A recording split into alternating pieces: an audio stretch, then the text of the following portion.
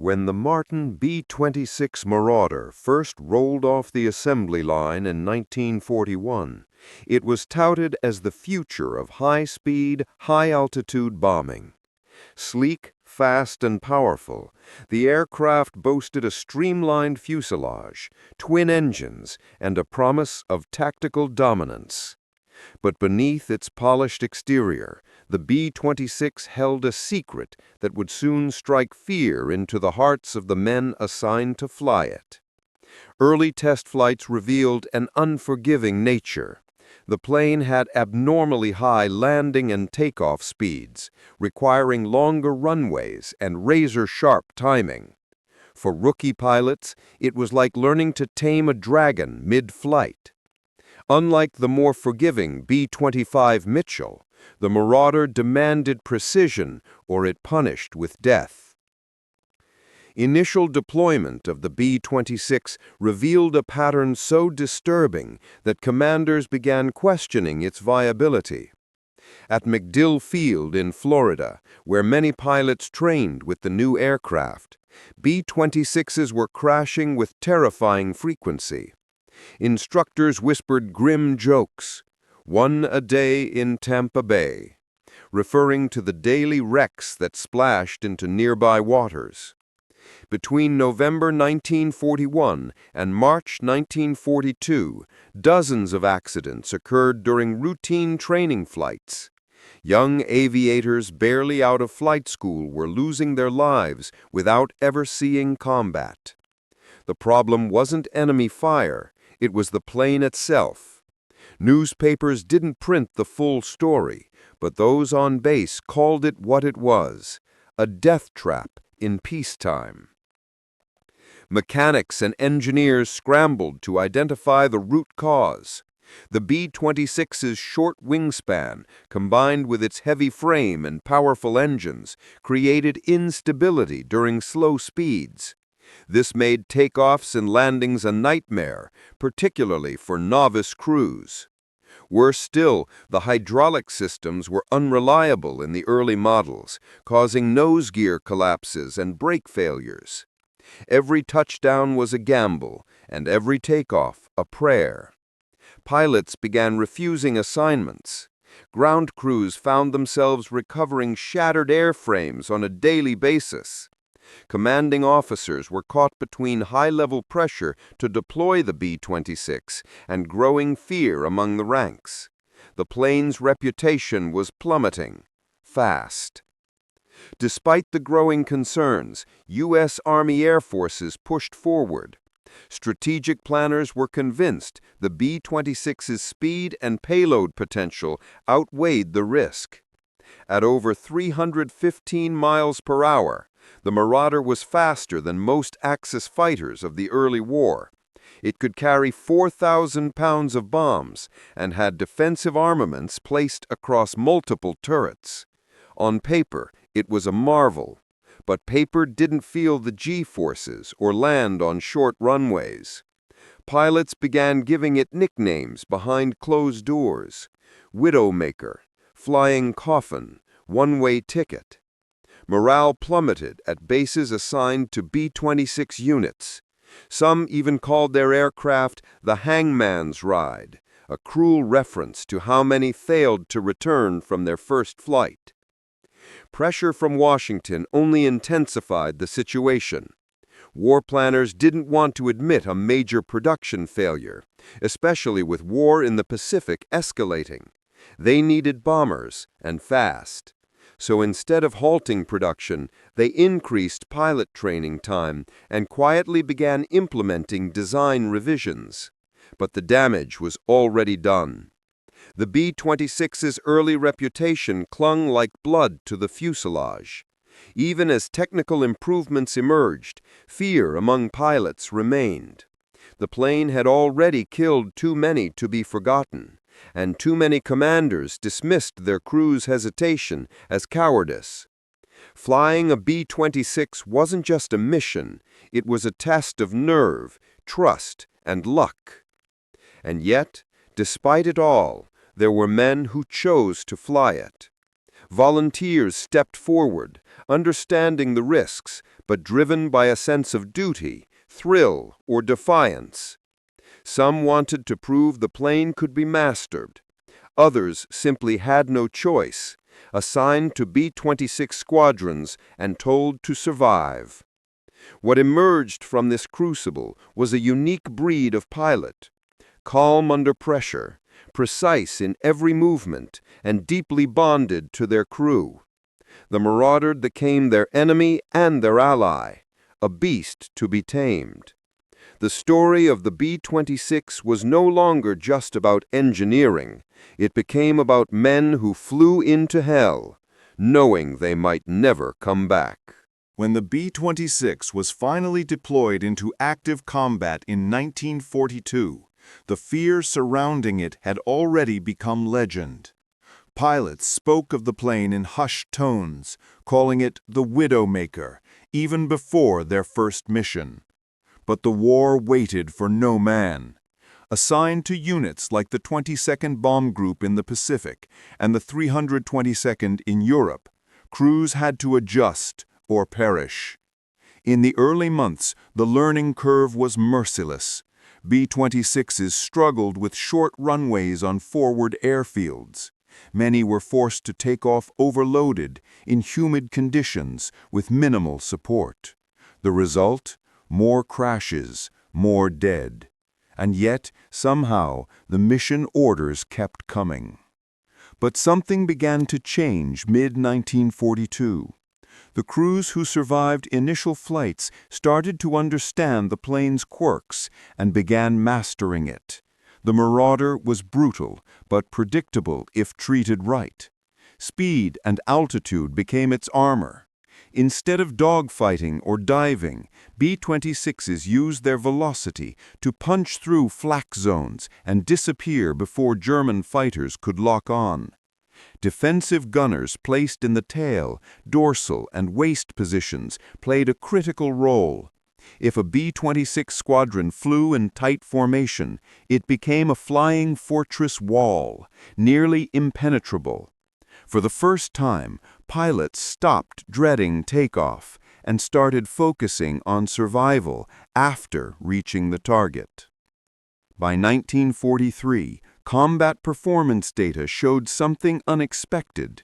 The B-26 was now developing one of the lowest loss rates of any Allied bomber in the war. What was once called a death trap was now quietly saving lives.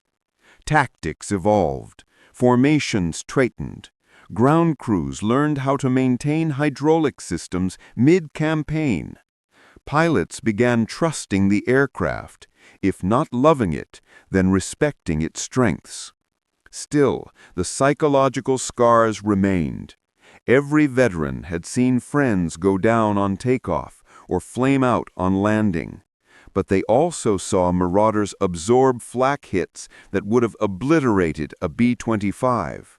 The monster had teeth, and now so did its masters. The B-26 earned a brutal reputation among German forces as well. Fast, elusive, and increasingly accurate, it was a nightmare to intercept. Luftwaffe pilots often found themselves chasing a target that was just too fast and too well defended. One German ace, interviewed post-war, claimed he lost more comrades to B-26 tail gunners than to Spitfires. In the skies over France and the Low Countries, B-26s began disrupting rail lines, troop convoys, and coastal defenses with deadly efficiency. The Marauder was no longer a mechanical liability. It was a precision weapon, delivering terror with speed and steel. For the men flying it, however, the transformation was never complete. Unlike crews of the B-17, who bonded with their flying fortresses as icons of survival, Marauder crews often had a love-hate relationship with their aircraft. They knew its limits too well. Every successful mission felt earned through fear and fatigue. Maintenance was hell. Hydraulics leaked. Landing gear groaned. A B-26 that took off fine might betray you on touchdown. and yet the bond between man and machine deepened with each sortie. These crews didn't worship the Marauder. They endured it, fought through it, and came out hardened. There was no romance here, only survival. Still, by 1944, the B-26 had become indispensable. In Europe, it was delivering pinpoint attacks ahead of D-Day. In Italy, it was hammering enemy positions with frightening speed. And in the Pacific, where longer airstrips became more common, even its landing flaws became manageable. The Marauder's reputation turned a corner, from Flying Coffin to feared ghost. Its silhouette inspired both dread and awe. And in the eyes of High Command, it was no longer a mistake. It was a miracle born in chaos. But for the pilots, that miracle was bought with blood, stress, and a kind of heroism no medal could capture. Ask any veteran B-26 pilot what the most terrifying part of a mission was, and the answer was rarely the bombing run. It was the landing. Even after surviving flak-filled skies and enemy fighters, many crews met their end back on friendly soil. The Marauder's unforgiving design left no room for error during approach. With a landing speed of over 120 miles per hour and a narrow wheelbase, one wrong move could cause the aircraft to bounce, veer, or flip. Unlike the B-17 or even the B-25, which allowed for a bit more flexibility during touchdown, the B-26 required surgical precision. In the heat of battle, that precision wasn't always available. Forward airstrips in Italy and North Africa were especially dangerous for Marauder crews. Uneven terrain, short runways, and rapidly changing wind conditions meant every return was a gamble. Pilots often had to plant the aircraft onto the runway instead of gliding in, risking structural damage just to avoid overshooting. Ground crews were trained to expect casualties, and spare parts flew in almost as often as fuel. In one infamous incident at an airfield in Salerno, a returning B-26 lost its hydraulic pressure and landed gear up, skidding down the runway in a shower of sparks. The crew survived, but the bomber was torn apart. It wasn't an isolated case, it was routine. Engineers eventually added modifications to the landing gear, flaps, and tail assembly, trying to tame the aircraft's landing behavior. But for many pilots, the fear never left. Some developed elaborate rituals before landing, reciting prayers, touching photos of loved ones, or repeating superstitious mantras. One pilot wrote in his journal, "I'd rather fly into Berlin with no guns than land a Marauder in the rain." These were not cowards. These were hardened combat veterans. And their fear wasn't paranoia, it was experience. The B-26 took a toll not just on bodies, but on minds. It became an aircraft that demanded total submission. You either respected it, or it killed you. The irony was cruel. Very speed that protected the B-26 in combat became a liability on approach. With higher stall speeds and heavier weight than comparable bombers, the Marauder punished hesitation. New pilots, especially replacements, thrown into the cockpit after minimal training, faced the most danger. Veteran crews sometimes refused to fly with green co-pilots, knowing one mistake could flip the aircraft or overshoot into a ravine. Some units began informal mentorship systems, pairing seasoned pilots with rookies just to increase survival odds. But the attrition rate remained high. For many, the B-26 was a machine that only gave you one chance. Fail, and it wouldn't let you try again. And yet, despite the risks, landing a B-26 successfully became a badge of honor. Crews that could consistently bring their aircraft home earned a reputation on base and often commanded silent respect from others. Maintenance crews painted kill tallies, nose art, and names onto surviving airframes like badges of survival. Planes like Flackbait, Misbehavin', and Mild and Bitter became legends not just for their missions, but for defying the odds of returning in one piece. In a war full of brutal machines, the B-26 stood out not just for the danger it posed to the enemy, but to those who dared to master it. The emotional toll of these landings was rarely spoken aloud.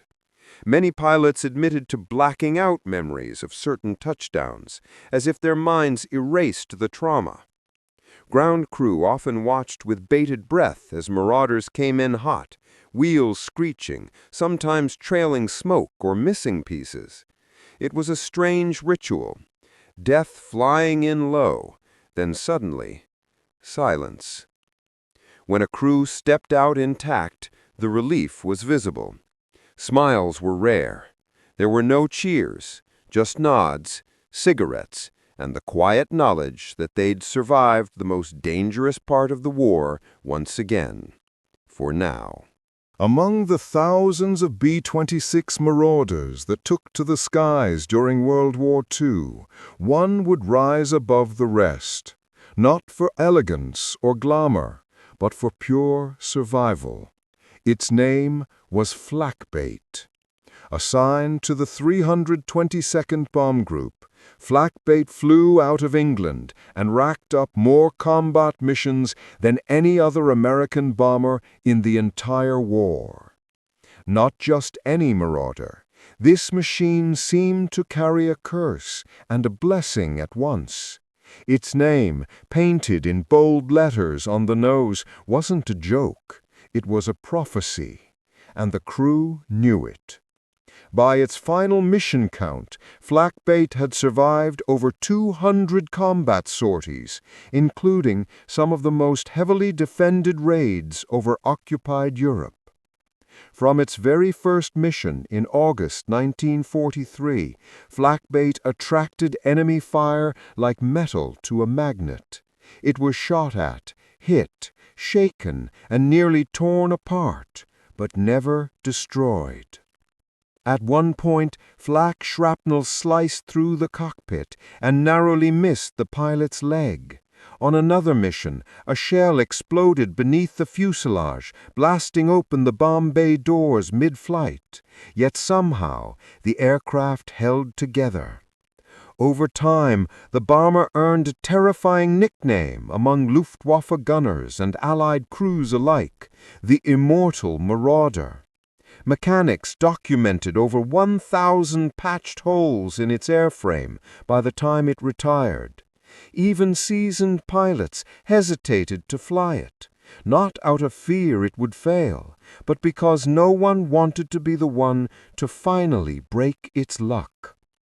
The crew of Flackbait became legends in their own right. Led by pilot James J. Farrell and co-pilot Ray Mooney, the team developed an uncanny rhythm of trust and timing. They flew through hell, Antwerp, the Ruhr, Normandy, and beyond. Their bond with the aircraft was not affection, but necessity. They didn't believe in miracles, but they learned to ride them. Farrell once said, "This plane doesn't want to die. That's all I need to know." Inside the cockpit, the instruments rattled, the metal groaned, and every vibration reminded them, "You're still alive." Missions were brutal. Half the time they returned on fumes. The rest, they weren't sure how. One of the most harrowing missions came during a strike on German rail infrastructure near Saarbrücken. Flackbait was hit twice, once in the engine, once in the right wing, and yet continued to the target, dropped its bombs, and limped home with a smoking engine and holes the size of fists. Upon landing, ground crew found pieces of German shells still embedded in the bomb racks. Another mission saw half the rudder blown away, and yet the Marauder didn't falter. It became a symbol across the base, a reminder that survival wasn't science, it was spirit. Crews would rub the nose of flakbait for luck before their own missions, hoping some of its ghostly defiance might stick. But the Marauder's resilience didn't come without cost. Internally, flakbait was a mess, wires exposed, metal fatigued, and hydraulic fluid leaking. Maintenance crews practically rebuilt it after every major mission. Engineers pleaded for it to be grounded. Commanders refused. Morale among the ranks needed the legend. In a war of attrition, symbols mattered. Soldiers needed to believe something, anything could survive this madness, and flakbait, stitched together with hope and steel, was the proof. It inspired some and haunted others. For every pilot who drew strength from it, another feared it had flown too far past fate to keep going. But no one denied it. This bomber had a soul. When the war ended, flakbait was one of the few Marauders selected for preservation. It had earned its rest. Today, its scarred fuselage is displayed at the Smithsonian's National Air and Space Museum. Visitors see the patches, the worn metal, and the name still emblazoned on the nose. But what they don't see is the fear, sweat, and silent prayers that soaked into every rivet. They don't hear the engines gasping and the wind screaming through shell holes. They don't feel the gut-churning descents or the heat of flak bursting around the wings. Only those who flew her know that story. Only they know why flakbait became more than a machine. It became a myth. The Martin B-26 Marauder was unlike any bomber that came before it. Designed by a team led by Peyton M. Magruder, the aircraft was envisioned as a fast, high-altitude attack platform that could strike with deadly precision and escape before enemy fighters could respond. Its Pratt & Whitney R2800 double wasp engines gave it unmatched speed among medium bombers, cruising at nearly 285 miles per hour, with top speeds pushing 315. That velocity was both its salvation and its curse. It could outrun many German interceptors, but the very design that enabled such performance created a platform with razor-thin margins of error. Pilots who loved the speed often feared the price that came with it. The wingspan, just 65 feet, was considered dangerously short for the aircraft's weight and power. Early versions had a wing loading of over 50 pounds per square foot, making it one of the heaviest planes per wing area of any aircraft in the war. This made takeoffs fast, landings faster, and stalls deadly. The B-26 didn't glide, it dropped. Engine failure during climb-out was usually fatal, and many pilots called the plane a brick with wings. Yet once airborne, its performance was undeniable. German flak gunners struggled to track it, and Luftwaffe pilots often found themselves outpaced. Its smooth, cigar-shaped fuselage sliced through air like a dart. The Marauder wasn't graceful, it was brutal efficiency pressed into steel. But those very strengths also created widespread resentment. Pilots transitioning from more forgiving aircraft like the B-25 Mitchell were shocked by the B-26's demands. One training manual infamously warned there is no such thing as a second chance in a B-26. Many airmen considered it an arrogant machine, one that punished human error with death. Some officers privately questioned why such a risky design had been approved. The answer? Urgency. The U.S. military needed a medium bomber that could keep pace with the war's rapid escalation, and the Marauder promised numbers, speed, and impact. Engineers made trade-offs that saved production time and cost lives in training. The results were immediate and brutal. By late 1941, over 25% of B-26s produced had already been destroyed in accidents, most without ever seeing combat. Public and political pressure mounted. Congress considered halting production, but instead of scrapping the project, the Army doubled down. They poured funding into redesigns, improved pilot training programs, and extended the wingspan slightly in later models. The Air Force began hand-selecting instructors who had mastered the Marauder's quirks. The result was a rapid drop in accidents and a growing group of pilots who could handle what many called the hottest bomber in the sky. For those who mastered it, the B-26 became a symbol of elite status. Flying a Marauder well wasn't just about skill, it was about control, confidence, and nerves of steel. Many units took pride in their B-26s, even as they cursed its temperament. The 322nd Bomb Group was nicknamed the Maulers for their brutal effectiveness in Europe. Crews personalized their B-26s with names like Hell's Bell, Miss Emily, and Snuggle Bunny, painting teeth, pin-up girls, and bomb tallies on the nose. These weren't just war machines, they were barely tamed beasts, and their riders were equally fierce. No one flew the B-26 casually. Every mission was a duel between man, machine, and gravity. Despite its controversial legacy, the B-26 proved the value of performance under pressure. Its missions struck deep into enemy territory with speed and precision. It paved the way for future high-speed strike aircraft, showing that velocity, when properly harnessed, could be as powerful as armor. Today, historians debate whether the Marauder was a flawed gamble or a misunderstood triumph. But the men who flew it knew one thing: it made them better. Not by comfort, but by challenge. In a war where every second counted, the B-26 gave its crews something rare, a fighting chance to make it home before the enemy even realized they'd come. As the war drew to a close in 1945, the B-26 Marauder stood tall among the most misunderstood and controversial aircraft in the American arsenal. Once feared and nearly grounded, it had transformed into one of the most effective medium bombers of World War II. The statistics told a different story than its deadly reputation suggested.